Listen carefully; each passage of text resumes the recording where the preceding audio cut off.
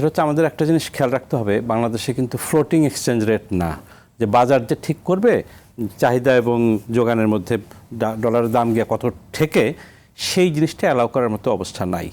এটা একটা অবজারভেশন আমার। আর একটা হচ্ছে যে আমাদের এখানে সরকারের মধ্যে একটা ফিয়ার ফ্যাক্টর অলওয়েজ কাজ করে।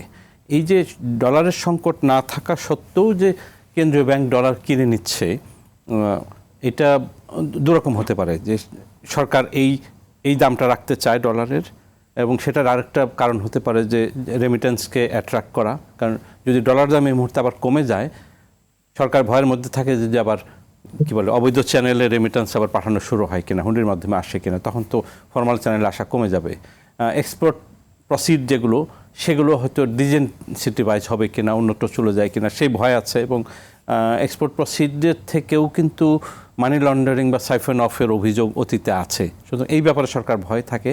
আর যেহেতু 2-3 বছর আগে ডলার সংকট হয়ে রিজার্ভ কোলাপস করার মতো একটা সম্ভাবনা, শঙ্কা তৈরি হয়েছিল, সেহেতু নতুন সরকার হয়তো ওইটা নিয়েও ভয়ের মধ্যে থাকে।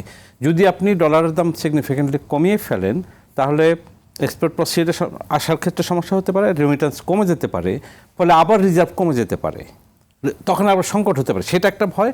আরেকটা আমার অনুমান, এটা আমার খবর না, আমার অনুমান হচ্ছে যে সরকার রিজার্ভ বাড়ানোর একটা কারণ হলো যে সম্ভবত আগামী 6 মাস 1 বছরে সরকারকে বেশ কিছু বিষয়ে চাপ নিতে হবে। এনার্জি সিকিউরিটি ইস্যুতে, তারপরে ইন্টারন্যাশনাল যেসব পেমেন্ট সরকারকে করতে হবে সেগুলোতে, উড়োজাহাজ কেনার ইস্যু আছে আপনারা জানেন, সেগুলো পেমেন্ট করতে হবে। হয়তো কিছু বড় প্রজেক্টও খুব সম্ভবত আসবে, সেগুলোর কেনাকাটার ইস্যু আছে। ফলে সরকারের এই যে নীতিটা যে ডলার কিনে রিজার্ভটাকে স্ফীত রাখা, তার মানে ডলার মজুদ রাখার অর্থ হচ্ছে হয়তো সরকার আগামী 6 মাস 1 বছরে বেশ কিছু বিশেষ পেমেন্টের জন্য এগুলো জমাচ্ছে।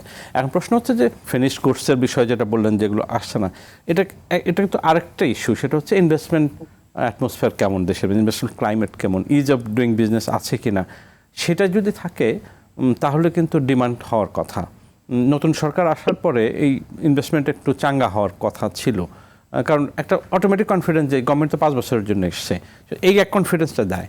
ল অ্যান্ড অর্ডারের একটা অ্যাসিওরেন্স তো আছে যে এটা আগের চেয়ে ভালো এবং ভালোর দিকে যাবে বলে আমরা আশা করি। কিন্তু সামহাও কোথায় যেন একটা উদ্দীপনার ঘাটতি আছে। অর্থনীতি তো শুধু অর্থনৈতিক নীতি দিয়ে চলে না, সমাজে মানুষের মধ্যে যখন উদ্দীপনা তৈরি হয় যে আমি উন্নতি করব, আমি ইন্ডাস্ট্রি করতে যাব, আমি ছোট একটা দোকান খুলব, আমি একটা বেশ কিছু মানুষকে চাকরির জন্য একটা প্রতিষ্ঠান খুলব, এই উদ্দীপনাটা যখন থাকে তখন মানির রোলিংটা হয়, একজনের টাকা আরেকজনের কাছে যায়, কেউ খরচ করে, কেউ আর্ন করে, আবার নতুন চাকরির কারণে সে আর্নিং মেম্বার তৈরি হয়, সমাজে একটা উচ্ছ্বাস উদ্দীপনা তৈরি হয়, সেই টাকা আবার মার্কেটে যায়। এই হোল চেইনে এখন আমরা যারা ব্যবসায়ীদের সাথে কথা বলি, একটা কমন কথা বলেছে যে একটা স্ট্যাগন্যান্ট হয়ে গেছে, একটা মন্দা ভাব আছে সব কিছুতে। সেই কারণে হয়তো সেন্ট্রাল ব্যাংক ডলারের দাম কমানোর ব্যাপার উৎসাহিত হচ্ছে না। সেন্ট্রাল ব্যাংক চাইলে আমি নিশ্চিত যে ডলার দাম হয়তো একটু রাষ্ট্রায়নে ধরতে পারে, সেই জন্য হয়তো সেন্ট্রাল ব্যাংক শঙ্কা থেকে, আমার ধারণা আছে শঙ্কা থেকে। আর আমার প্রশ্ন হলো বাংলাদেশের আপনার সেই রকম যে, আর সত্যি কথা বলতে বাংলাদেশের অর্থনীতি কিংবা আপনার বাংলাদেশের কোনো কিছুতেই আসলে ইন্টারন্যাশনাল কোনো কিছুর সাথে মেলে না। আজকে চিন্তা করতে হবে যে বাংলাদেশের মানুষের খাবার যেটা মৌলিক জায়গাটা, এটার দাম প্রতিদিন বাড়ছে, ভয়ঙ্কর ইনফ্লেশন হচ্ছে, কারণ ডলারের দাম যত বাড়বে খাবারের দাম তত বেশি বাড়বে। আমি শুধুমাত্র এই জায়গাতেই যদি পয়েন্ট করি, এটা কি সরকারকে নাড়া দিচ্ছে না? একজন বড় বিজনেসম্যান, সবাই চেনেন আপনারা, আমি শুনেছি, যেহেতু নাম বলতে পারছি না, তার কাছে $300 মিলিয়ন ছিল। কোনো পলিটিক্যাল স্টলওয়ার্ডের যদি ডলার দরকার হতো উনি সাপ্লাই দিতেন।